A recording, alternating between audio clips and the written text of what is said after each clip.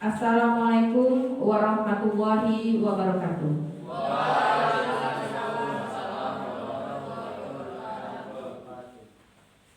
Pertama-tama saya sebagai pengundang Bapak Ibu sekalian di sini mengucapkan terima kasih atas kehadirannya pada seminar diseminasi pendidikan guru penggerak angkatan 7 di Kota Sungai Penuh.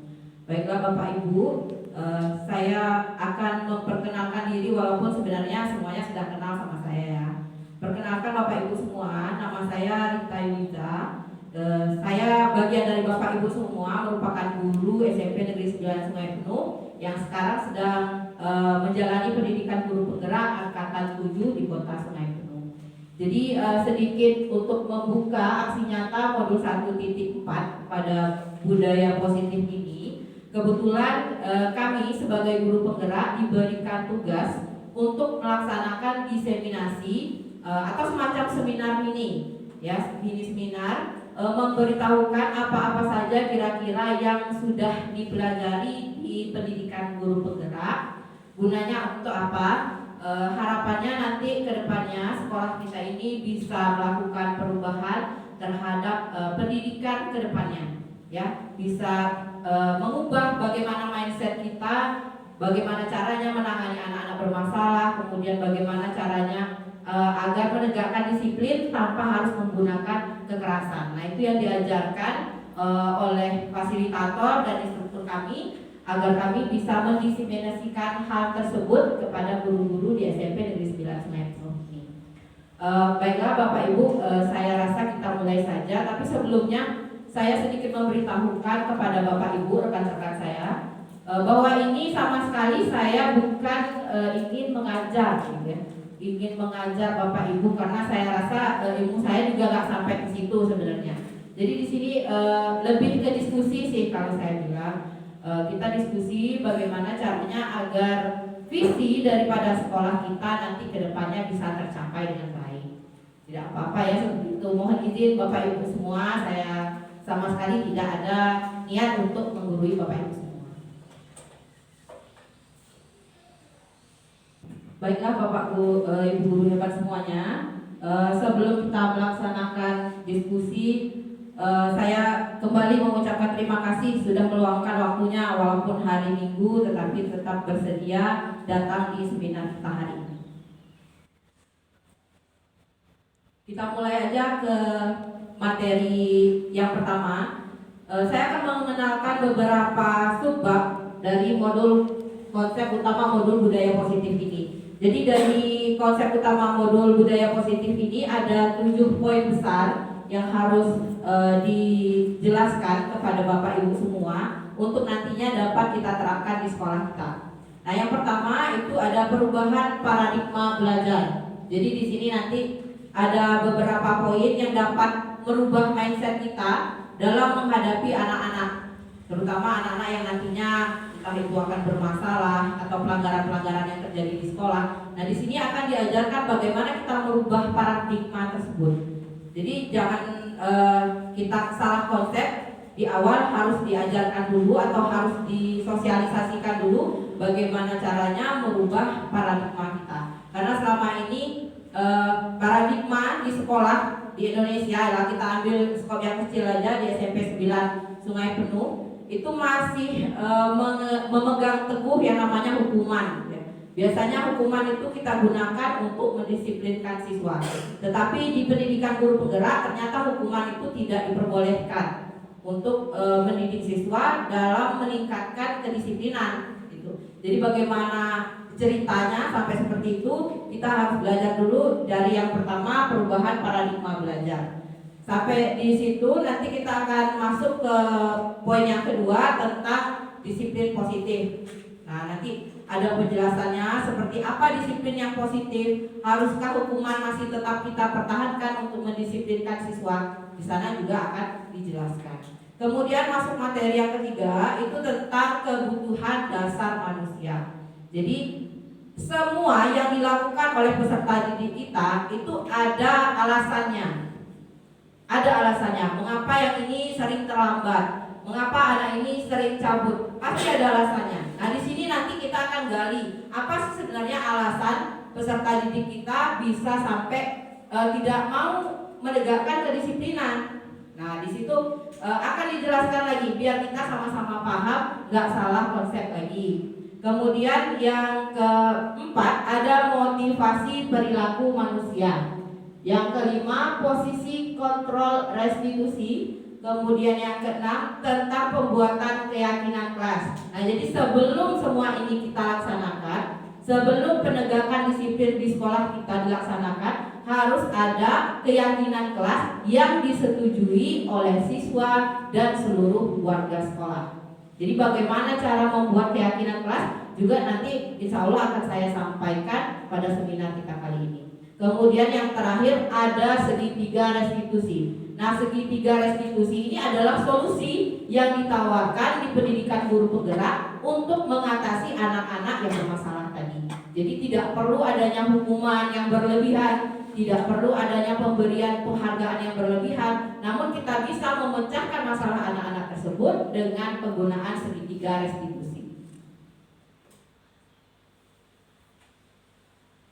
Nah, untuk pembelajaran paradigma baru, nah tentunya Bapak Ibu semua juga sudah mulai mengetahui walaupun untuk sekolah kita sendiri masih mandiri belajar ya Bu, masih mandiri belajar. Nah, namun tetap kita sosialisasikan bagaimana kurikulum itu dari K13 harus berubah ke kurikulum merdeka. Nah, jadi untuk pembelajaran dengan paradigma baru di sini menawarkan bagaimana kita mewujudkan profil pelajar Pancasila pada anak-anak kita. Bagaimana caranya kita membentuk karakter mereka. Jadi anak-anak tidak hanya diajarkan melulu teori, tetapi mereka tidak tahu cara bertahan hidup di masyarakat. Nah, itu yang perlu diubah, paradigma seperti itu. Karena hanya teori-teori aja itu gak akan membuat mereka bisa bertahan. Jadi harus anak-anak punya life skill, punya kekuatan untuk bertahan ketika mereka diterjunkan ke masyarakat. Nah, kalau istilahnya dalam guru penggerak itu Bapak Ibu, anak itu harus kita bimbing sesuai dengan kodrat alam dan kodrat zamannya. Kodrat alamnya seperti apa? Apa tuntutan kodrat alam anak tersebut? Apa? Kemudian apa lagi kodrat zaman yang harus dibutuhkan anak? Zaman kita dulu Bapak Ibu, kita nggak punya yang namanya handphone, kita nggak punya Facebook, nggak punya Instagram, nggak punya YouTube, apalagi TikTok. Zaman kita dulu itu yang ada hanya buku diari yang kita isi. Kemudian kita serahkan ke teman-teman untuk mengisi diari tersebut. Nah, beda sama zaman sekarang. Zaman sekarang anak-anak sudah pegang handphone masing-masing. Walaupun dari keluarga yang kurang mampu, tapi karena pandemi kemarin, anak-anak diwajibkan punya, bukan diwajibkan punya ya, diwajibkan bisa mengaplikasikan handphone. Sehingga semuanya mereka bebas mengakses. Nah, jadi bagaimana kita mengubah paradigma kita mendidik anak yang zaman dahulu, zaman kita dulu itu sangat berbeda dengan anak-anak zaman sekarang. Nah, itu yang namanya kodrat zaman tadi sudah berbeda. Jadi tetap tujuan akhirnya atau visi itu kita mewujudkan profil pelajar Pancasila tadi. Nah, ada 6 poin profil pelajar Pancasila. Mungkin ibu-ibu juga sudah, ibu sama bapak sudah akrab sekali ya. Ada yang berwawasan global, kemudian beriman dan bertakwa, kreatif, kemudian bernalar kritis, mandiri, dan bergotong royong. Nah, dari 6 poin itulah yang diharapkan oleh pemerintah kita sekarang, terutama disosialisasikan, digembar-gemborkan ke pendidikan guru penggerak ini agar dapat terwujud gitu. Jadi bagaimana caranya? Nah, itulah tadi dengan 7 poin yang saya sosialisasikan di awal tadi. Kemudian kita masuk ke materi disiplin positif.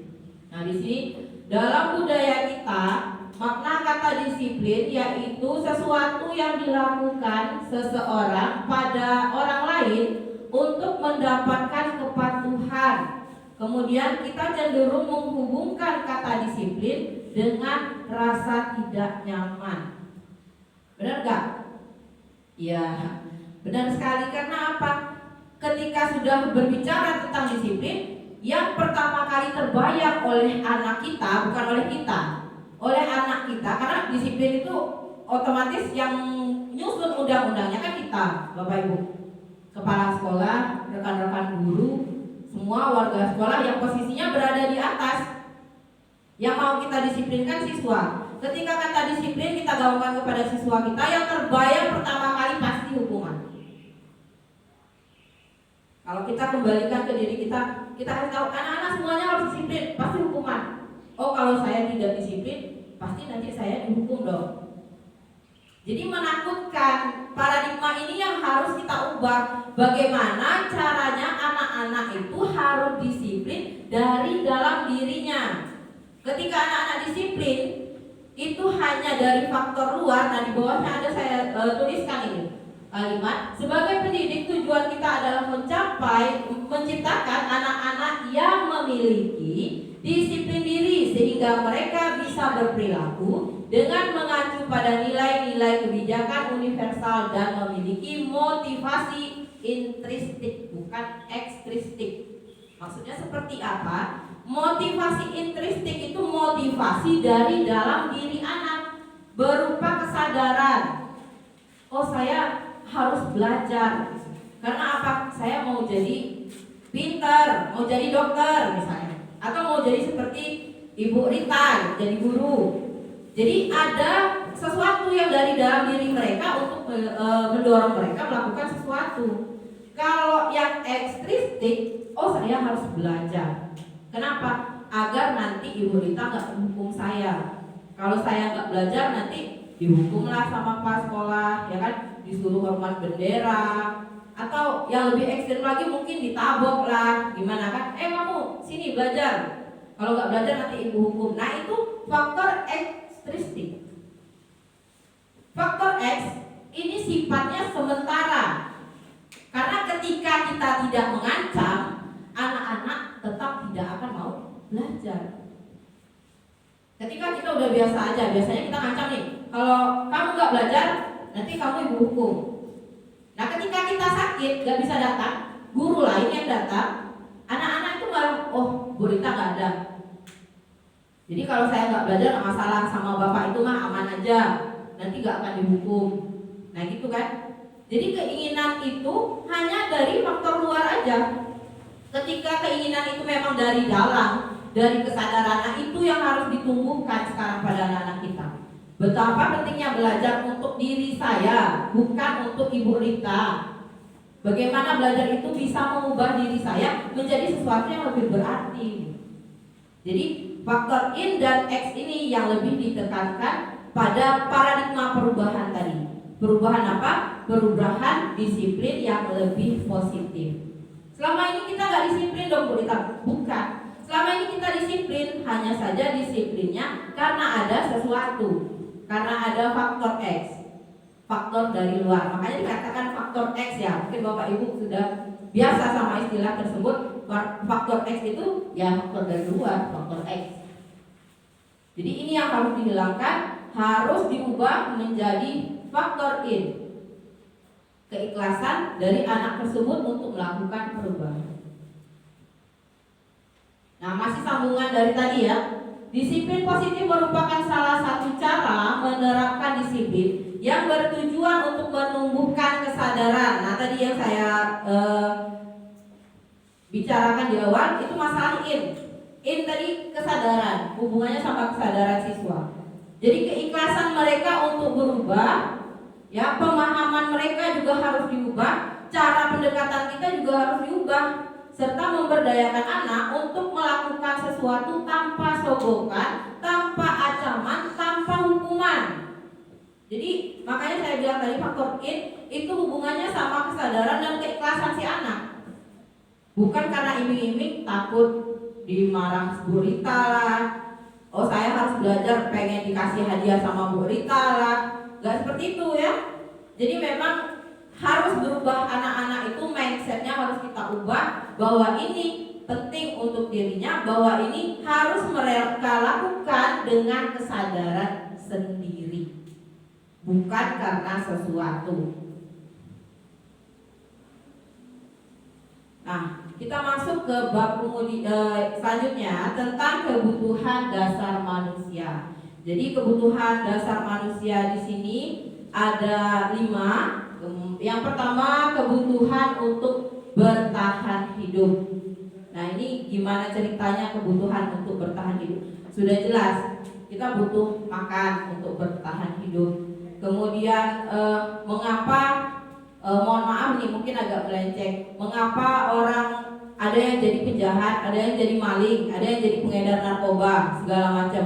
Mereka merasa tidak mendapatkan pemasukan yang layak untuk menyambung kehidupannya. Kadang-kadang faktor ekonomi menjadi sesuatu dorongan negatif yang membuat seseorang itu melakukan tindakan-tindakan yang tidak baik. Nah, itu juga sebenarnya termasuk dalam kebutuhan untuk bertahan hidup. Nah, untuk bertahan hidup ini yang juga harus kita ubah mindsetnya. Bagaimana caranya yang negatif itu bisa diubah menjadi positif. Tentu saja tidak bisa langsung berubah ya Bapak Ibu. Yang namanya perubahan itu perlahan. Karena perubahan yang secara drastis itu biasanya tidak akan permanen. Kalau perubahan itu pasti bertahap. Kemudian yang kedua ada kasih sayang dan rasa diterima. Setiap anak itu juga memiliki keinginan, kebutuhan untuk dikasihi, untuk diterima. Ketika ada seorang guru yang masuk ke kelas, kemudian ada mengabsen satu-satu siswanya karena satu orang siswa melakukan kesalahan, lantas namanya dicoret dari absen, tidak disebutkan, dianggap tidak ada. Apakah hal itu tidak menyakiti anak secara verbal maupun secara mental? Coba kita bayangkan, kita kembalikan, Bapak Ibu kembalikan kepada diri sendiri. Saya tidak mengajari, mungkin pernah kejadian seperti itu di kelas Bapak Ibu sekalian. Saya sama sekali tidak mengajari, hanya saja memberitahu apa yang sudah saya pelajari di guru penggerak. Jadi hal-hal yang seperti itu, merasa tidak diterima, anak-anak akan memberontak. Mereka merasa, oh berarti saya nggak ada sama sekali dong di kehidupan ibu itu, di kelas ibu itu saya dianggap nggak ada gitu. Apa perasaannya? Apakah mereka itu terluka hanya saat itu aja? Coba kita flashback pada saat kita yang menjadi siswa. Pada saat kita yang menjadi siswa, ada perkataan guru yang menyakiti hati kita, itu akan terbawa sampai saat ini. Betul atau tidak? Jujur, ketika saya berdiri di sini sebagai berdiri dan bergabung bersama Bapak Ibu menjadi seorang guru, itu juga motivasinya dari luar. Karena apa? Pada saat sekolah pernah satu orang guru SMP mengatakan kepada saya, karena waktu itu dulu saya nggak seperti ini ya Bapak Ibu, nggak seperti ini. Saya dulu lumayan barbar lah kalau istilah anak zaman sekarang, lumayan barbar. Kemudian ada seorang guru yang datang kepada saya dan mengatakan, kalau kamu seperti ini kamu tidak akan pernah sukses, apalagi menjadi seorang guru. Masa guru seperti ini baru SMP udah pakai lipstik lah, segala macam lah dibilangin kayak gitu kan. Di situ jujur saya merasa tersakiti. Dan sampai saat ini usia saya 36 tahun, saya masih mengingat jelas, seolah-olah seperti rekaman video, masih mengingat jelas bagaimana cara ibu tersebut mengatakan kepada saya bahwa saya tidak akan sukses, di mana lokasinya, warna baju ibu tersebut, bahkan antingnya saya masih ingat. Karena waktu itu yang namanya kerudung ini belum familiar ya Bapak Ibu. Di zaman-zaman saya, terutama saya, mungkin kita banyak yang gak seumuran. Di zaman-zaman saya yang namanya kerudung itu yang pakai cuma 1-2 orang. Jadi sebegitu membekasnya hal yang menyakitkan tersebut, sampai usia saya 36 tahun saya masih bisa mereview kembali kejadian itu. Apakah itu yang harus kita kembalikan kepada anak-anak kita? Apakah perlu kita membuat anak-anak kita membenci kita sampai mereka juga punya anak? Nah, jadi itu sebenarnya juga harus kita ubah. Bagaimana kita harus menjadi guru yang, kalau istilah dari Kementerian Pendidikan, saya juga nggak tahu Bapak Ibu, karena Bapak Ibu juga sudah tahu saya baru saja melewati pendidikan profesi guru. Di situ ada istilah bahwa seorang guru harus memesona. Memesona itu bukan harus cantik, harus pakai baju yang mahal, tidak. Tetapi mempesona itu harus mampu menjadi inspirasi bagi siswanya. Kalau ada sampai seorang siswa yang datang menemui kita atau dia bicara sama temannya dan berkata, suatu saat saya mau menjadi seperti ibu itu, nah itu merupakan kebanggaan tersendiri bagi seorang guru. Menurut saya itu adalah penghargaan tertinggi seorang guru. Bukan pendidikan S2, bukan ikut guru penggerak, bukan ikut profesi guru, tetapi ketika ada seorang anak yang mengidolakan kita karena memang kita patut untuk diidolakan, itu merupakan penghargaan terbesar bagi seorang guru. Apalagi yang kita inginkan selain itu? Berarti kita mampu memberikan contoh yang baik, mampu menjadi inspirasi bagi seorang anak. Nah, itulah yang disebut dengan guru yang memesona tadi. Kemudian yang ketiga ada penguasaan, kebutuhan dasar manusia tentang penguasaan. Itu pada setiap diri anak ada. Seorang anak membuli temannya karena mereka merasa ingin menjadi penguasa, sehingga semuanya bisa mereka atur. Nah, itu nanti di segitiga restitusi kita belajar juga bagaimana cara menangani masalah yang seperti ini. Kemudian seorang anak juga punya kebutuhan dasar untuk bebas. Nah, di sini tadi paradigma untuk perubahan positif. Seorang anak itu sebenarnya punya kebebasan untuk mereka mau belajar seperti apa. Bukan berarti bebas. Assalamualaikum anak-anak, hari ini belajar sama Ibu Rita, kalian bebas mau ngapain aja, mau salto, mau goyang, terserah. Ya, bukan seperti itu Bapak Ibu. Kadang-kadang kita ini terlalu cepat. Ketika kementerian memberikan informasi bahwa merdeka belajar itu memang harus anak-anak dimerdekakan dalam belajar, pikiran kita seperti itu. Oh, berarti aman lah saya masuk. Assalamualaikum, ya udah anak-anak mau ngapain terserah. Ini Chromebook satu-satu terserah, mau browsing apa. Ya, itu salah konsep. Makanya kurikulum merdeka banyak dari kita pribadi guru merasa menolak. Awal-awal kan masuk kita tolak ya Bapak Ibu ya, karena kita nggak tahu isi dalamnya seperti apa.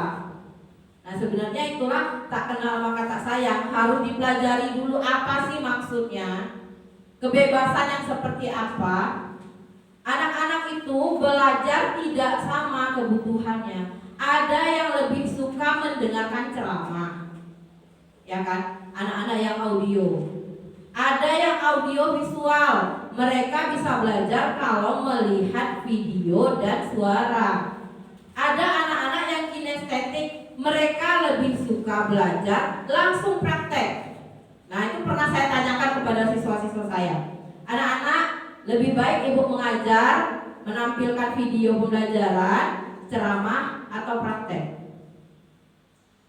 70% dari siswa saya yang saya tanyakan saat itu di kelas itu mengatakan bahwa mereka lebih suka praktikum. Jadi kebanyakan mereka lebih menyukai gaya belajar tipe kinestetik. Akhirnya saya bawa semua itu praktikum. Setiap materi ada praktikum, setiap materi ada praktikum. Alhamdulillah dari pertama saya masuk ke selanjutnya saya mengubah cara saya mengajar dengan cara yang berdiferensiasi sesuai dengan apa minat siswa, nilai mereka jauh naik. Jadi di situ bahwa saya menyadari bahwasanya memang kurikulum ini harus diubah. Gak bisa kita belajar itu hanya ceramah aja. Kita gak peduli sama siswa kita. Ya, kita pedulikan apa? Masuk, ngajar, pulang, gaji masuk. Berarti kan kita gak mencintai pekerjaan kita. Kita gak mencintai siswa-siswa kita. Yang harus diajarkan apa? Yang harus diajarkan ketika kita masuk, kita harus peduli dulu. Cintai dulu. Peduli sama siswa kita, maunya apa? Ya bukan mau bakso, mau sate juga, enggak. Mau belajar yang seperti apa ya Bapak Ibu ya. Ternyata ketika kinestetik, mungkin Bapak Ibu bisa cek ke channel YouTube saya. Mereka sangat semangat sekali, sangat excited sekali, laporannya bagus, nilainya meningkat. Nah, jadi itu perubahan yang harus kita ubah dari mindset kita yang dulu ke yang sekarang. Jadi anak-anak tadi memiliki kebebasan, berhak memutuskan atas dirinya sendiri. Nah, yang terakhir itu ada kebutuhan dasar manusia tentang kesenangan. Jadi nggak harus kita itu belajar monoton terus. Ada juga siswa yang maunya senang-senang. Saya pernah kejadian sekali Bapak Ibu, menangkap siswa yang kedapatan cabut bolos. Saya panggil. Tidak usah kita sebutkan namanya, mungkin Bapak Ibu juga sudah tahu yang paling sering cabut. Bapaknya profesinya sebagai seorang penegak hukum. Nah, jadi waktu saya panggil kemana saya, ayo sini kamu. Saya panggil, kenapa sih kamu suka sekali gitu, cabut? Dalam seminggu itu jam terakhir tuh hampir semua jam terakhir dia pergi. Setelah saya cek, jam terakhirnya yang ngajar, ya mohon maaf lah, memang mungkin pelajarannya memang sedikit membosankan. Terus gurunya juga kadang kita jam terakhir kita sama ya, ngantuk. Jadi kita nggak mau ngajar yang berapi-api, bersemangat kayak orang lagi ini yang memperjuangkan kemerdekaan. Nggak mau seperti itu. Kita biasa aja ngajarnya sehingga siswa itu bosan seperti nggak ada tantangan, nggak ada kesenangan buat mereka di situ. Akhirnya kabur. Nah, kenapa nggak kita ubah? Ketika kita mendapatkan jam terakhir, kita belajar sambil bermain aja. Apa yang mereka sukai? Oh, desain Canva, kasih Chromebook, ya kan? Butuh berkelompok, kasih Chromebook. Apa materi kita? Misalnya sejarah, ya biasanya itu yang boring ya Bapak Ibu ya. Sejarah, karena anak-anak kita ini agak kurang melihat masa lalu, mereka pengennya move on terus. Jadi sejarah, ketika kita belajar sejarah, silakan anak-anak buat presentasinya dari Canva, ini Chromebooknya, buat kelompok satu kelompok 4-3 orang. Cari di internet, itu udah langsung tersambung internet. Boleh nonton YouTube di sana, tapi tentang materi itu semuanya bersemangat. Percaya nggak akan ada yang cabut lagi.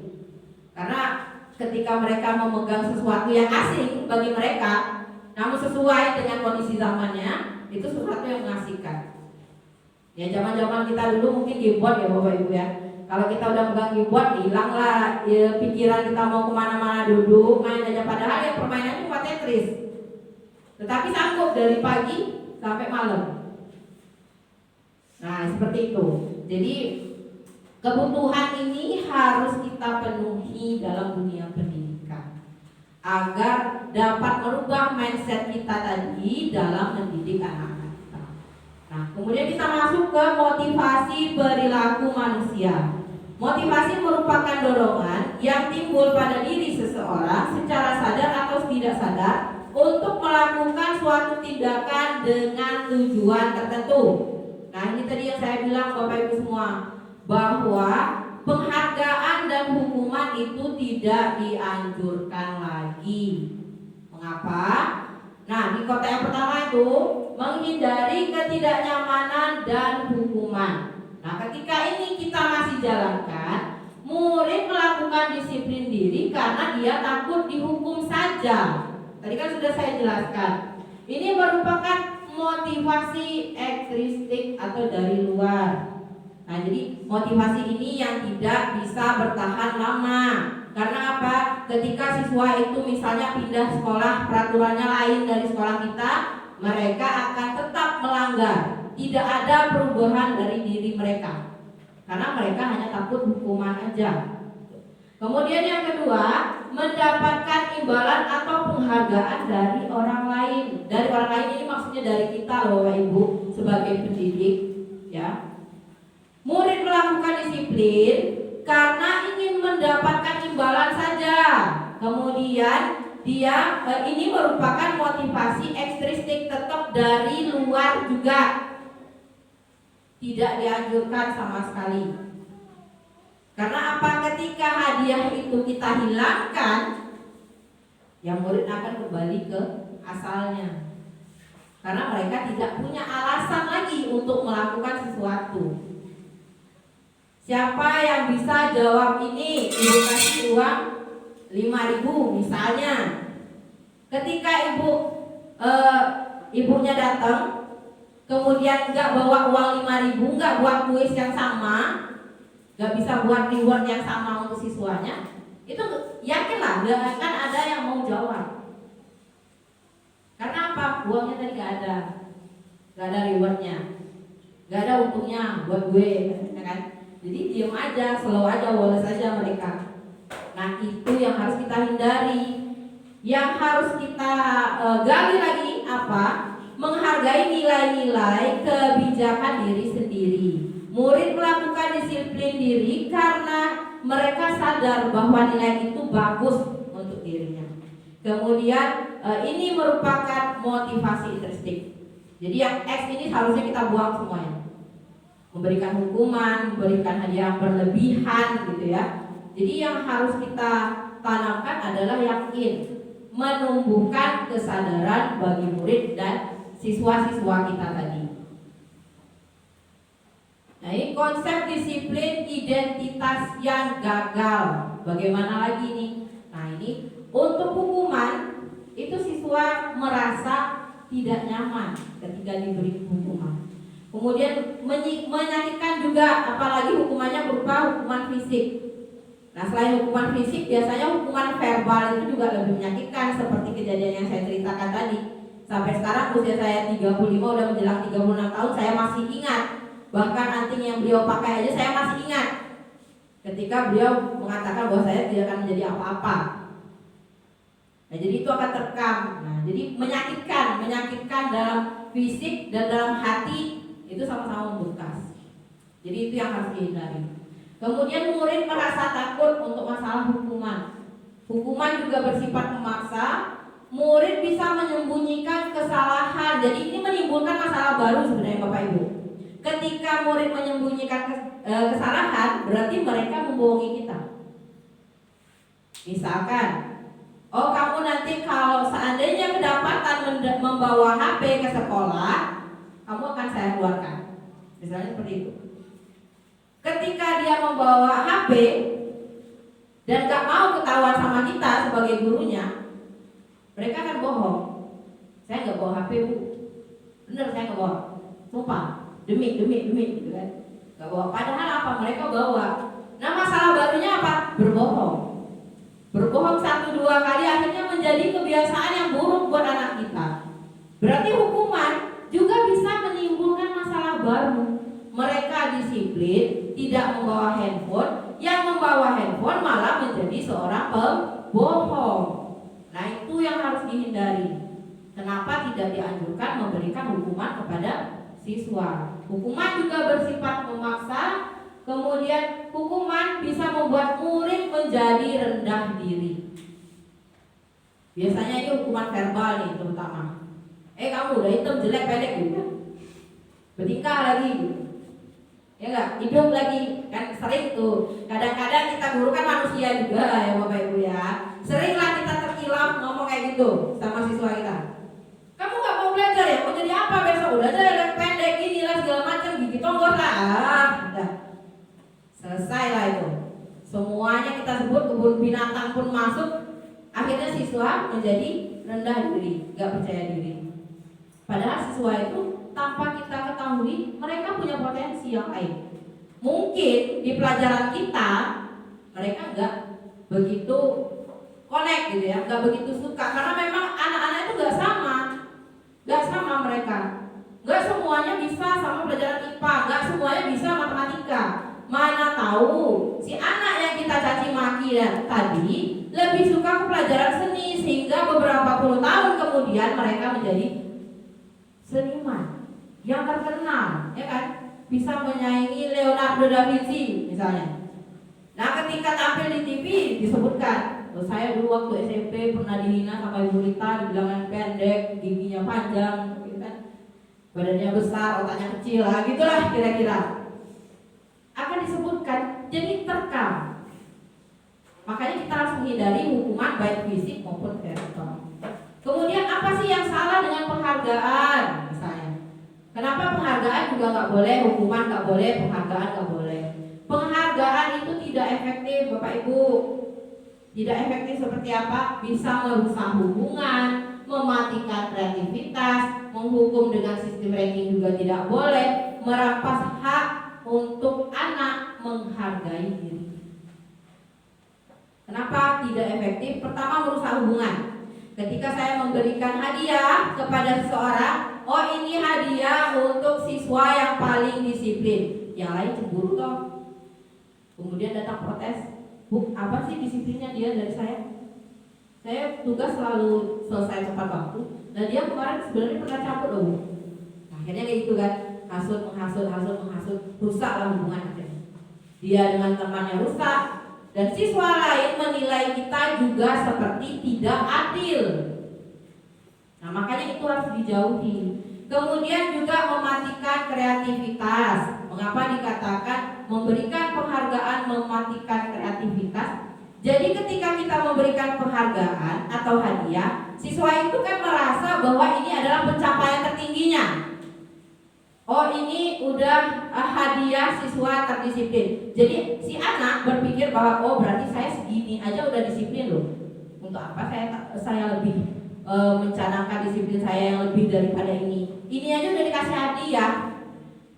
Jadi mati kreativitas mereka sampai di situ aja. Mereka gak akan mau berbuat lebih kecuali kalau kita yang orang dewasa, yang pikiran kita sudah banyak tersaring oleh informasi-informasi dari luar gitu ya, udah mendapatkan pendidikan yang lebih tinggi. Ini kita berhadapan dengan anak-anak loh. Otak mereka nggak sampai ke sana, belum saatnya, belum belajar juga. Tapi sudah kita doktrin dengan hal-hal kalau kalian kayak gini, Bu kasih hadiah gitu. Nah jadi tercemar otak mereka itu oleh apa yang kita katakan gitu. Kemudian menghukum dengan sistem ranking. Kita tahu di SMP 9 ini yang namanya ranking udah nggak boleh lagi ditulis di rapor ya Bapak Ibu, tetapi hadiahnya tetap dikasih. Jadi mereka tetap tahu itu ranking 1, ranking 2, ranking 3. Nah sebenarnya kenapa tidak boleh dituliskan di rapor lagi? Yaitu tadi alasannya ada di atas, bisa merusak hubungan, menghancurkan kreativitas anak. Kemudian yang terakhir merampas hak untuk menghargai dirinya. Seperti yang mungkin sebagian besar dari kita pernah memarahi anak karena tidak menyukai pelajaran kita, kemudian uring-uringan dalam belajar, ngantuk, main HP, lengkap lah ya, gosip. Nah, kenapa sampai seperti itu? Kita marah-marahin, enggak kita arahkan ke jalan yang benar, cuman kok sampai dimarah aja, enggak kita arahkan lagi anak sebaiknya seperti ini. Itu akan merampas hak mereka untuk menghargai dirinya. Oh berarti selama ini saya ini nggak berharga loh buat mereka. Padahal saya nggak suka pelajaran beliau, saya lebih tertarik ke pelajaran IPS misalnya. Karena saya suka kembali ke masa lalu, nggak bisa move on gitu kan. Nah senyum Pak. Kemudian yang selanjutnya konsep disiplin dengan identitas yang sukses. Nah tadi gagal, sekarang sukses. Bagaimana lagi? Identitas sukses maksudnya yang pertama itu tentang memberikan konsekuensi. Kita lihat apakah konsekuensi ini benar. Yang pertama poinnya penguatan dalam jangka yang pendek. Jadi konsekuensi ini hampir sama dengan hukuman, dia sifatnya sementara. Kemudian yang kedua perlu memonitoring berkelanjutan. Ketika kita memberikan konsekuensi sama anak, tentunya kita harus terus mengawasi, ya kan? Oh kamu hari ini sudah buang sampah ke sini, ya udah konsekuensinya seperti yang sudah Ibu jelaskan sebelumnya, kamu harus membersihkan sekolah ini, mengambil semua sampah plastik yang terlihat, membuangnya keluar. Akhirnya apa?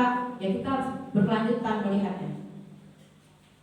Kita harus mengawasi anak-anak itu, jangan-jangan kita ada jam lagi itu jam pertama, tapi kita masih ngawas siswa yang kita hukum tadi di depan. Akhirnya jam kita juga terbengkalai, anak di sini nggak beres, yang nggak ada yang selesai. Jadi itu dihindari. Kemudian yang ketiga masalah stimulus dan respon. Konsekuensi ini ada istilahnya kalau saya ini kan biasanya IPA ya Bapak Ibu, ada fisika itu ada hukum aksi reaksi. Jadi ketika kita ada hal yang tertulis, ketika melakukan ini konsekuensinya ini, nah itu akan menimbulkan aksi dan reaksi bagi siswa.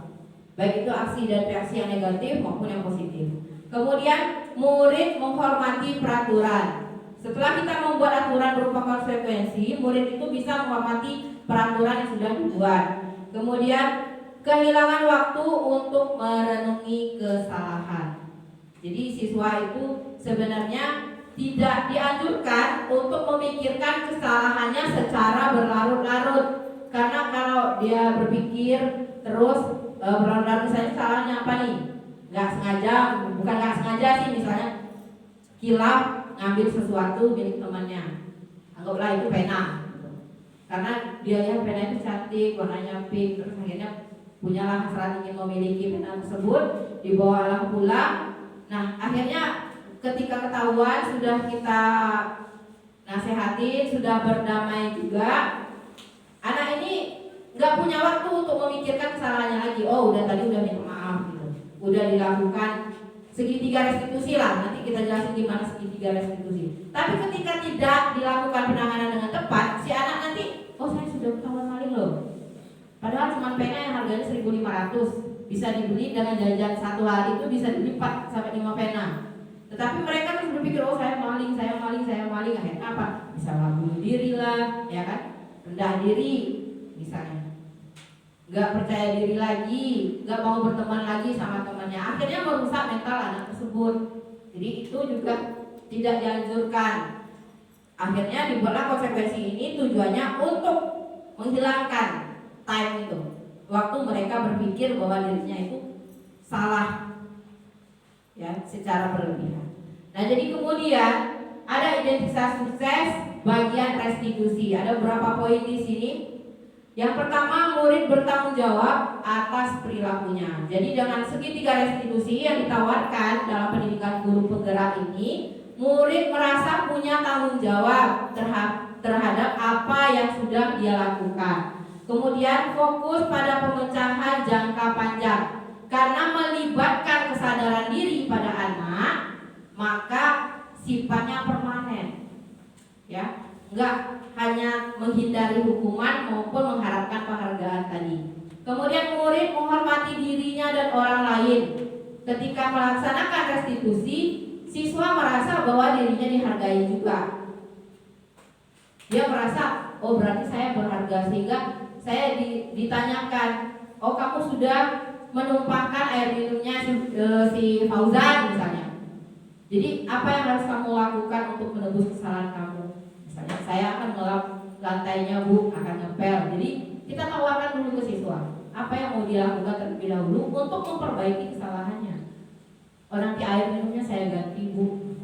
Jangan kita langsung, oh kamu udah lupain airnya, sekarang pel ini segala macam. Jadi itu akan timbul rasa yang seperti, oh saya nggak sempat bernapas loh. Padahal saya tadi yang duluan mau minta maaf ke dia loh. Kok ibu malah ngoceh dan ngejar saya seperti ini. Jadi kita harus memberikan ruang kepada siswa yang melakukan kesalahan agar mereka bisa menimbulkan kesadaran dalam diri mereka sendiri. Tujuannya apa? Agar perubahan tersebut menjadi permanen dalam dirinya. Jangan hanya berubah sementara. Kemudian teori kontrol, dirinya memegang kontrol. Nah tadi, setelah melakukan kesalahan, siswa kita tawarkan pemecahan masalahnya mau seperti apa, mereka merasa dihargai, merasa dilibatkan dalam memecahkan masalah yang sudah dia buat. Nah itulah kemampuan bertahan hidup atau life skill yang ditawarkan dalam pendidikan guru penggerak tadi. Itu harus dipunyai anak-anak loh Bapak Ibu semua. Harus dipunyai anak-anak kita. Agar mereka bisa masuk ke masyarakat, mereka harus punya kontrol dalam dirinya. Harus merasa bahwa dia bagian dari warga sekolah, warga SMP Negeri 9 Sungai Penuh. Karena apa? Kalau dalam tingkatan sekolah, siswa itu di strukturnya berada paling bawah. Kepala sekolah, wakil kepala sekolah, kepala perpustakaan, kemudian tata usaha guru, paling bawah adalah siswa. Kalau kita kembali ke agama, kita di sini Islam semua ya Bapak Ibu ya. Kalau kita kembali ke agama kita, orang yang berada di posisi bawah adalah orang yang berada di dekatku, kata Allah. Ada Ada dalam suatu ayat atau hadis saya lupa. Jadi sebenarnya siswa kita itu berada di dekat Allah hatinya. Tapi kita yang punya kekuasaan, ya seenak kita aja, mau ngapain mereka, mau dihukum lah, mau ngapain lah. Karena kita menganggap mindset kita tadi bahwa hukuman tadi masih bersifat mendidik supaya mereka jadi orang sukses. Sampai kita juga, saya pikir rata-rata dari kita pernah ngomong gini, ibu menghukum kamu bukan karena ibu benci sama kamu, ibu sayang sama kamu supaya kamu kedepannya jadi orang sukses. Padahal itu kalimatnya kalau kita kembali ke sini itu salah. Hukuman itu kan sifatnya spontan, tidak ada dalam peraturan sekolah. Ada nggak dalam peraturan sekolah yang kita sepakati dulu? Anak-anak yang terlambat upacara, selesai upacara nanti akan dihukum hormat ke tiang bendera dari jam sekian sampai jam sekian. Saya rasa nggak ada kita pernah buat seperti itu, Bapak Ibu. Tetapi ketika anak-anak terlambat, kok kita buat mereka seperti itu? Padahal peraturannya nggak ada loh. Gak ada peraturannya. Itulah bedanya hukuman yang dibuat oleh di dunia pendidikan di kita warga sekolah ini dengan hukuman yang ada di undang-undang. Karena itu mereka ada dasarnya. Sekian tahun untuk maling ayam, sekian tahun untuk yang korupsi, sekian tahun untuk pembunuhan berencana. Jadi mereka menjatuhkan hukuman ada undang-undangnya. Nah kalau kita, hukuman yang kita jatuhkan gak pernah kita tulis di aturan itu. Gak buat PR, lari keliling lapangan 10 kali sampai pingsan, gak ada kan? Gak pernah kita buat seperti itu. Tapi ternyata siswa kita yang gak buat PR, kita buat seperti itu. Jadi itu salah, gak melibatkan siswa. Kemudian yang terakhir, murid bersemangat memperbaiki kesalahan. Jadi kalau kita melakukan restitusi, karena dia berasal dari diri siswa, mereka akan semangat memperbaiki kesalahan dan otomatis mereka akan berubah di waktu yang akan datang. Kemudian ada konsep disiplin pendekatan restitusi, sebuah cara menanamkan disiplin positif pada murid. Nah, di sini ada pengertian restitusi adalah proses menciptakan kondisi bagi murid untuk memperbaiki kesalahan mereka sehingga mereka bisa kembali pada kelompok mereka dengan karakter yang lebih kuat. Nah, tadi sudah saya bicarakan juga ketika siswa melakukan kesalahan, kita melakukan restitusi, mengembalikan kepercayaan diri anak tanpa menjatuhkan harga dirinya, tetapi tetap menimbulkan kesadaran intrinsik dari dalam dirinya agar anak bisa berubah menjadi lebih baik. Sehingga pada saat kita melakukan restitusi, ya sudah, kamu kembali ke kelas. Dia akan menjadi orang yang lebih baik, menanamkan sesuatu yang baik dalam diri. Tapi berbeda ketika kita menjatuhkan hukuman. Ketika kita bilang, ya udah kamu kembali ke kelas karena saya sudah puas menghukum. Ketika dia kembali ke kelas, saya yakin nggak akan masuk lagi ke otak apa pelajaran yang akan dihadapinya pada hari itu setelah dia mendapatkan hukuman. Karena mentalnya udah diganggu tadi sama hal-hal yang merusak pikiran. Kita aja kalau ada hal yang mengganggu di rumah ketika kita mengajar di sekolah itu udah gak mood biasanya Pak Ibu. Jarang sekali ada kita yang memang berusaha tersenyum manis ketika memang ada masalah yang benar-benar berat di sekolah. Di rumah. Minimal kita kasih tugas ke siswa, habis itu kita duduk aja. Apalagi siswa, hal yang mudah bagi kita belum tentu bagi siswa mudah. Bagi kita mudah membaca undang-undang dasar. Coba kasih anak kelas 1 SD belum bisa baca, belum makanan dia, jadi udah kita kasih. Sama lah dengan siswa sekarang. Belum masalah dia seharusnya, tapi udah kita kasih. Gimana gak rusak moodnya, gimana gak rusak mentalnya. Kemudian ini ada ciri-ciri restitusi. Bukan menebus kesalahan, namun belajar dari kesalahan. Jadi siswa itu kita tuntut supaya dia bisa belajar dari apa yang sudah dia lakukan, apa kesalahan yang sudah dia lakukan. Jadi di situ harus belajar. Kemudian memperbaiki hubungan dengan restitusi, kita dengan siswa baik-baik aja, siswa nanti dengan orang yang mungkin diajaknya bentrok juga bisa baik-baik saja. nggak akan ada masalah yang begitu mengkhawatirkan.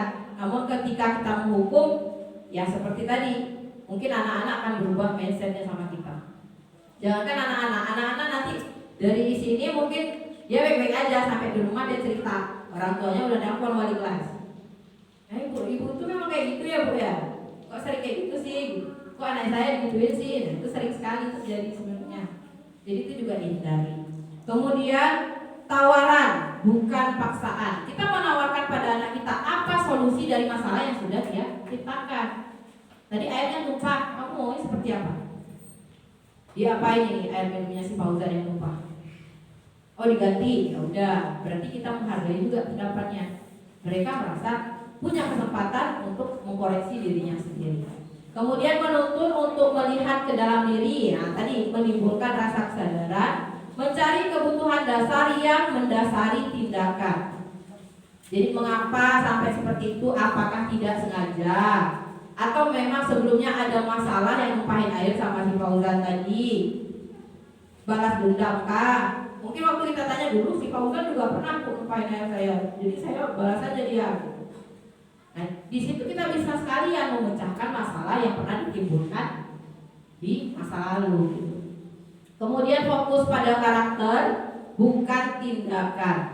Dan yang terakhir, menguatkan fokus pada solusi. Jadi kita tadi yang kita tawarkan kepada yang berbuat salah adalah solusi, bukan hukuman. Dengan seperti itu, anak-anak kita akan menjadi lebih bertanggung jawab. Nah, perbedaannya seperti apa? Ini ada contoh kasus, misalnya siswa sering tidak mengerjakan PR. Tadi juga sudah saya contohkan Bapak Ibu. Kalau hukuman, guru menghukum siswa tersebut hormat bendera selama 10 menit, guru marah dan murid menjadi takut. Nah, itu kalau tipenya tipe hukuman. Kemudian ada tipe konsekuensi. Kalau konsekuensi, guru memberikan konsekuensi untuk mengerjakan PR-nya pada jam istirahat atau dikerjakan sebanyak 3 kali lipat. Nah itu. Kemudian guru tegas, siswa bisa mentaati peraturan. Nah, kemudian ada yang restitusi. Untuk restitusi, guru menanyakan keyakinan kelas dan membantu siswa menyelesaikan masalahnya. Guru terbuka dan siswa menghormati diri dan orang lain. Nah dari sini sudah mulai terlihat perbedaannya ya Bapak Ibu antara hukuman, konsekuensi dan restitusi. Nah, kemudian ini ada 5 posisi kontrol yang harus yang dipunyai oleh masing-masing kita. Nah nanti Bapak Ibu bisa tanyakan ke diri sendiri. Biasanya kita berada di posisi yang mana? Penghukumkah? Pembuat rasa bersalahkah? Posisi teman, pemantau, atau manajer? Nah biasanya Ibu sama Bapak berada di posisi mana? Bu Alicia mungkin? Biasanya di posisi mana Bu? Posisi teman ya, jadi siswa itu dianggap sebagai teman. Nah nanti ini juga ada penjelasannya masing-masing. Posisi yang mana yang seharusnya dipunyai oleh seorang guru, ya? Kalau posisi penghukum bagaimana? Kalau penghukum ya tadi memberikan hukuman, anak-anak akan trauma di sana. Membuat rasa bersalah juga. Oh kalau nggak buat PR berarti kamu nggak sayang ya sama ibu. Jadi siswanya hanya merasa bersalah aja ketika guru lain membicarakan, dia nggak peduli. Kemudian posisi teman. Posisi teman ya seperti teman, kita menganggap siswa kita seperti teman. Ketika dia berhubungan dengan guru yang lain, itu identitas diri mereka yang sebenarnya akan hilang. Gak apa-apa Bu, yang terlambat masuk aja. Kemudian ada posisi sebagai pemantau. Nah, posisi sebagai pemantau ini hanya dilihat aja siswanya seperti apa, melakukan kesalahan apa. Ya. Kemudian yang terakhir ada posisi manajer, ini posisi yang paling dianjurkan. Posisi yang dapat menyelesaikan masalah siswanya dengan cara restitusi tadi. Nah, ini contoh penerapan 5 posisi kontrol. Kasusnya siswa sering datang terlambat. Kalau penghukum ngomongnya kayak ini, kenapa datang terlambat? Gitu ya. Ayo berdiri di depan kelas. Terima kasih untuk Bapak Ibu guru yang datang walaupun terlambat sudah meluangkan waktunya. Baik, kita masuk ke contoh penerapan 5 posisi kontrol. Di sini kasusnya ada siswa yang sering terlambat. Nah, ketika guru itu menempatkan dirinya sebagai seorang penghukum, nanti yang dikatakannya seperti ini kira-kira. Kenapa datang terlambat? Ayo berdiri di depan kelas. Nah, itu posisi gurunya sebagai seorang penghukum. Ketika kita berada di posisi sebagai pembuat rasa bersalah, maka yang diucapkan adalah misalnya seperti ini. Berapa kali ibu bilang, jangan terlambat, ibu kecewa sama kamu. Jadi apa yang kita ucapkan itu mempengaruhi emosi siswa. Jadi siswa merasa bersalah. Dan itu juga sifatnya nggak permanen, Bapak Ibu. Sifatnya nggak permanen, hanya saat itu saja. Dan hanya pada saat guru tersebut bisa menimbulkan rasa bersalah pada siswanya. Ketika guru tersebut tidak bisa menimbulkan rasa bersalah, nah itu akan balik lagi, kasusnya akan balik lagi. Kemudian ketika posisinya sebagai teman, ayolah tepat waktu, buat ibu guru bangga. Kali ini tidak apa-apa kalau kamu salah. Nah tadi Ibu Arisia ya, posisi duduknya ada Linda, sering berada di posisi teman. Dulu saya juga seperti itu, berada di posisi teman. Jadi siswa itu saya anggap sebagai teman. Kemudian ketika dia melanggar, ya saya selaku teman gitu, menasehati dia sebagai seorang sahabat. Ketika dia berhadapan dengan guru lain, etika anak itu udah berubah. Karena guru lain mungkin gak mengajak mereka dengan posisi teman tadi. Kemudian ada posisi pemantau. Nah, pemantau ini, kamu sudah melanggar, apa peraturan dan konsekuensinya? Misalnya melanggarnya apa? Yang tadi tersering terlambat. Peraturan di situ kalau terlambat gak boleh masuk kelas, disuruh pulang. Akhirnya anak-anak ketinggalan pelajaran pada hari itu. Nah, jadi kita memposisikan diri kita sebagai pemantau. Kemudian yang terakhir, ini posisi yang paling dianjurkan di pendidikan guru penggerak adalah posisi sebagai manajer. Jadi kita itu dianggap sebagai manajernya peserta didik kita, sebagai manajernya siswa-siswa kita. Kemudian kira-kira perkataannya seperti ini. Apakah kamu tahu kesalahan kamu? Kita tawarkan pada siswa, apakah kamu tahu kesalahan kamu di mana? Kira-kira bagaimana kamu memperbaikinya? Nah, jadi itu tadi, kembali ke materi yang sebelumnya, siswa merasa dia dihargai.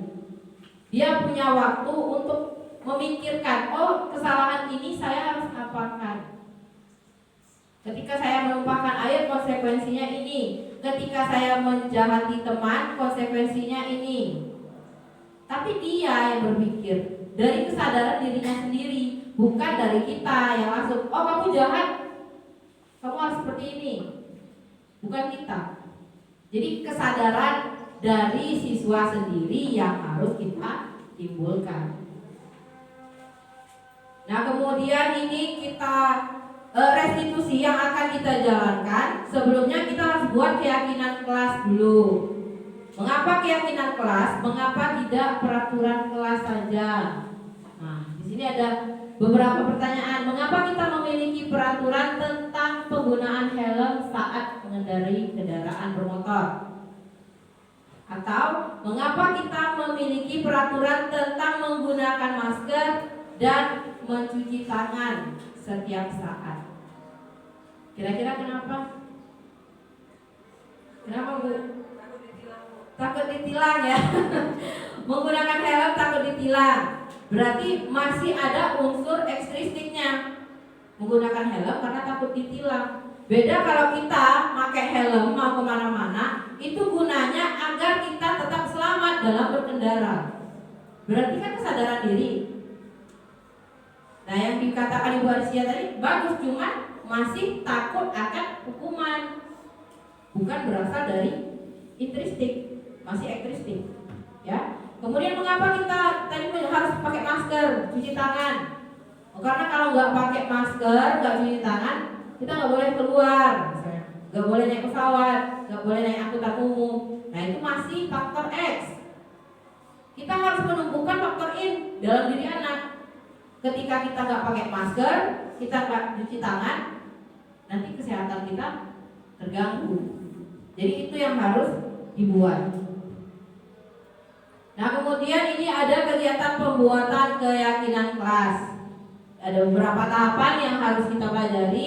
Yang pertama, sebelum membuat keyakinan kelas, kita harus berdiskusi dulu, ajak siswanya untuk berdiskusi tentang peraturan yang kira-kira akan dibuat seperti apa. Ya. Kemudian merumuskan peraturan menjadi keyakinan. Setelah peraturannya kita rumuskan, diskusi peraturan apa yang kita buat, kita harus rumuskan seperti apa nanti keyakinan yang akan kita angkat menjadi keyakinan kelas yang harus dipatuhi bersama-sama. Nah, yang terakhir adalah menempelkan keyakinan kelas tersebut. Jadi pertama berdiskusi, mungkin nanti dari diskusi itu akan macam-macam nih. Siswa kita kan banyak. Dilarang makan bakso di kelas. Yang ini nulis dilarang makan lontong di kelas. Yang ini nulis dilarang makan cilok di kelas. Kita satukan menjadi sesuatu yang universal. Dilarang membawa makanan dan minuman ke dalam kelas. Nah, kira-kira seperti itu. Setelah kita sepakati, siswanya semua setuju, baru kita tempelkan keyakinan kelas itu. Nantinya akan berguna untuk segitiga restitusi yang akan kita aplikasikan ke anak.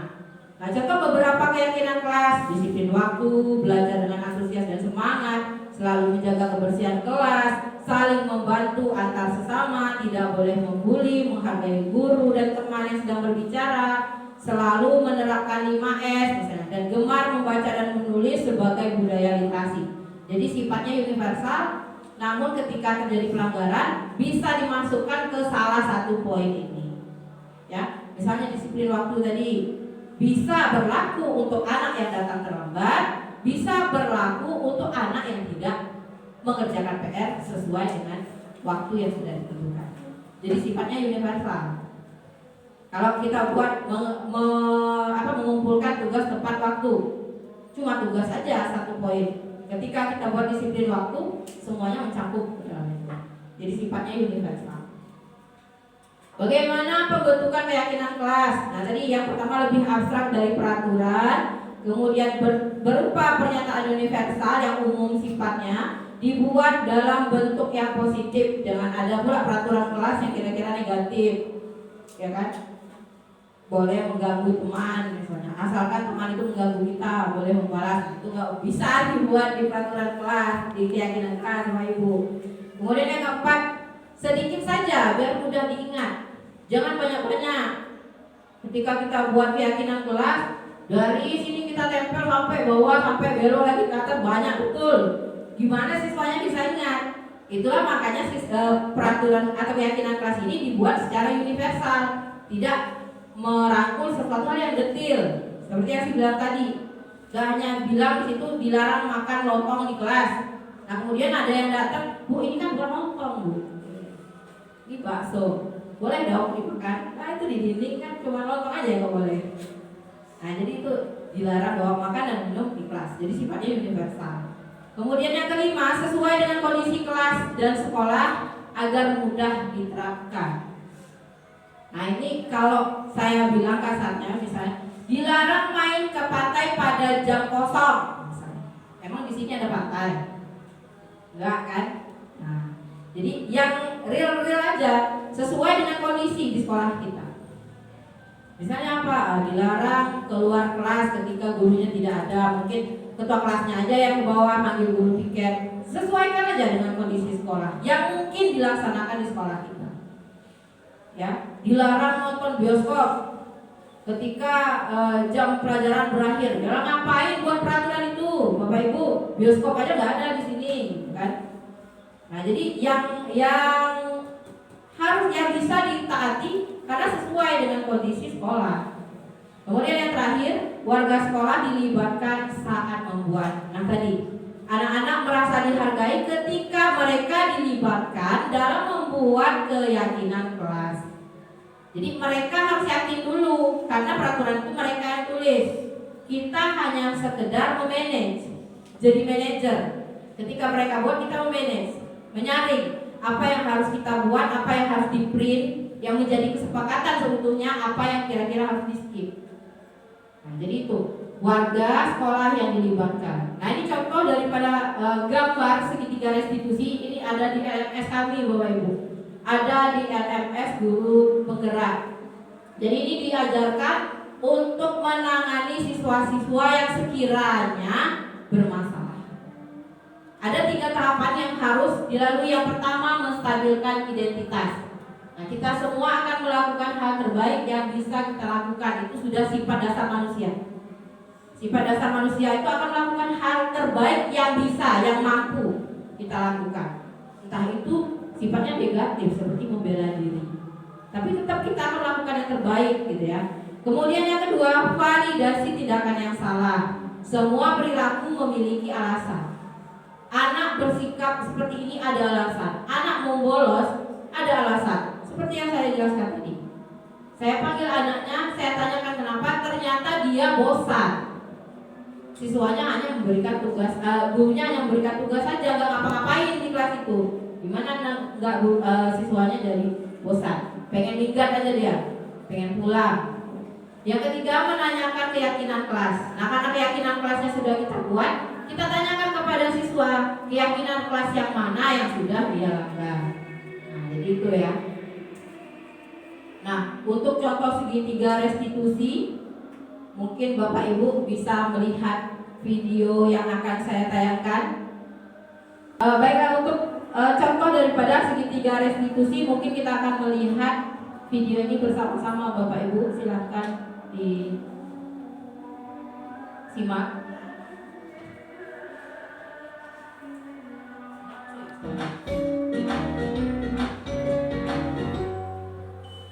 Salam dan bahagia Ibu dan Bapak guru hebat.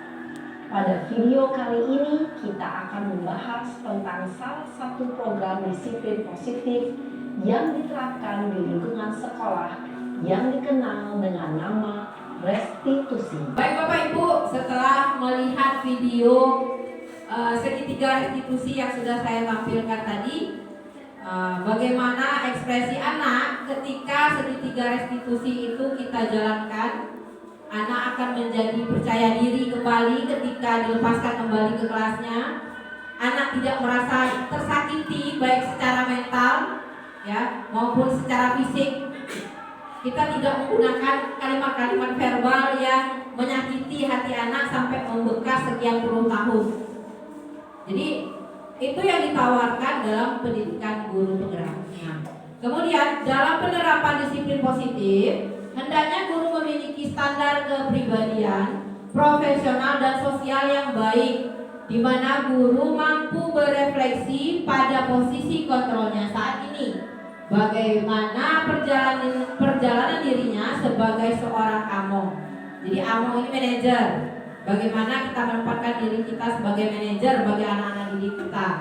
Atau posisi manajer yang menuntun murid-murid menjadi insan yang mandiri.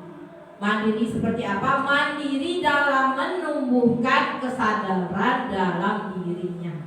Jadi kita hanya menuntun aja tugas kita, bukan mendisiplinkan dengan hukuman, apalagi hukuman fisik dan verbal yang menyakiti diri anak sampai berpuluh-puluh tahun kemudian. Ya. Kemudian agar anak bisa menjadi mandiri, merdeka dan bertanggung jawab. Nah, itu ada di standar pendidikan nasional Indonesia. Baik Bapak Ibu, demikian materi yang saya sampaikan hari ini. Mungkin untuk membuka sesi diskusi dari Bapak Ibu semua, apakah ada yang mau ditanyakan tentang materi yang sudah sampaikan tadi? Silakan. Ya, mungkin silakan Bu. Ya, sedikit Bu Rita. Tadi saya sudah mendengar penjelasan dari Bu Rita bahwa ada hukuman dan penghargaan ya Bu ya. Ya, benar. Di sana di hukuman dan penghargaan itu tidak dianjurkan ya Bu. Lalu yang ingin saya tanyakan, kita kan identik dengan memberi penghargaan. Nah, ketika seseorang siswa melakukan hal positif, lalu apa solusi atau alternatif lain selain memberi penghargaan seperti itu? Jadi maksudnya ketika ada siswa yang melakukan sesuatu hal baik gitu ya Bu ya, ketika penghargaan itu tidak diperbolehkan, kita apakah menanggapinya mungkin biasa-biasa aja gitu ya. Jadi sehingga siswa tersebut merasa yang dilakukan biasa aja gitu. Nah jadi maksudnya di sini cenderung seperti ini Bu, penghargaan dan hukuman yang diberikan itu tidak dianjurkan. Penghargaan yang seperti apa? Penghargaan yang memang berupa benda mungkin ya. Kalau kasarnya saya bilang berupa benda, hadiah berupa misalnya uang atau jam atau pokoknya benda, sifatnya itu benda. Jadi ketika anak berbuat baik, nanti ibu akan berikan uang sebesar segini. Itu yang tidak diperbolehkan dalam pendidikan guru penggerak ini Bu, sebenarnya yang diajarkan. Tetapi kalau secara motivasi secara verbal, misalkan seorang anak itu sudah membantu temannya nggak ada pena, kemudian dia ngasih pinjam penanya satu. Bagaimana? Nggak mungkin kita memberikan apresiasi berupa benda kepada siswa tersebut. Tentu kita memberikan pujian dan motivasi itu tidak masalah. Jadi kalau kita lempeng aja siswanya baik kita lempeng, siswanya nggak baik kita lempeng, ya gimana mau maju juga ya Bu ya dunia pendidikan ini. Jadi nggak ada juga motivasi bagi siswa. Jadi ketika siswa kita melakukan hal baik, kita apresiasi dengan memberikan motivasi, memberikan penghargaan berupa kalimat-kalimat penguatan, itu tidak masalah. Seperti itu Bu. Bisa diterima Bu jawaban saya. Terima kasih ya Bu Ita. Ya sama-sama. Mungkin satu pertanyaan lagi Bapak Ibu sebelum saya tutup. Ya silakan Pak Rizky. Jadi gini Bu, tadi Ibu jelaskan tentang keyakinan kelas. Apakah bisa keyakinan kelas itu dijadikan menjadi keyakinan sekolah Bu? Oh masalah pembuatan keyakinan kelas tadi ya Pak ya, di slide berapa ya? Lupa. Jadi sebenarnya ini kan perubahan yang dianjurkan oleh Kementerian Pendidikan. Jadi keyakinan kelas ini sebenarnya sudah harus kita buat dari sekarang. Bisa dijadikan keyakinan sekolah, bisa-bisa aja, asal melibatkan semua warga sekolah tadi. Namun yang namanya perubahan di awal sudah saya jelaskan bahwa yang namanya perubahan itu bertahap. Gak bisa kita langsung tingkat sekolah membuat keyakinan sekolah, gak bisa kalau kita gak buat keyakinan kelas dulu. Jadi harus buat keyakinan kelas dulu Bapak Ibu. Keyakinan kelasnya seperti apa, baru kita naik ke keyakinan sekolah. Misalnya solusinya seperti ini.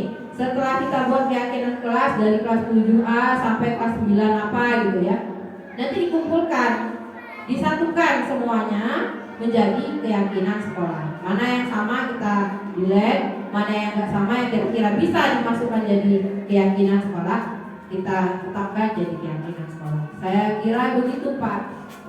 Gimana Pak? Bu, makasih Bu. Saya rasa cukup 2 pertanyaan dulu karena juga udah siang ya Bapak Ibu. Terima kasih sudah menghadiri seminar saya kali ini. Lebih dan kurang saya mohon maaf. Wabillahi taufiq wal hidayah. Wassalamualaikum warahmatullahi wabarakatuh. Assalamualaikum warahmatullahi wabarakatuh. Saya Silvina Wahyuni, guru SMP Negeri 9 Sungai Penuh.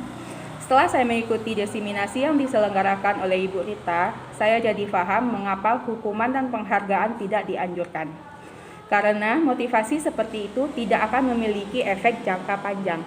Juga mendapatkan pengetahuan baru tentang bagaimana menerapkan disiplin positif di kelas saya. Terima kasih.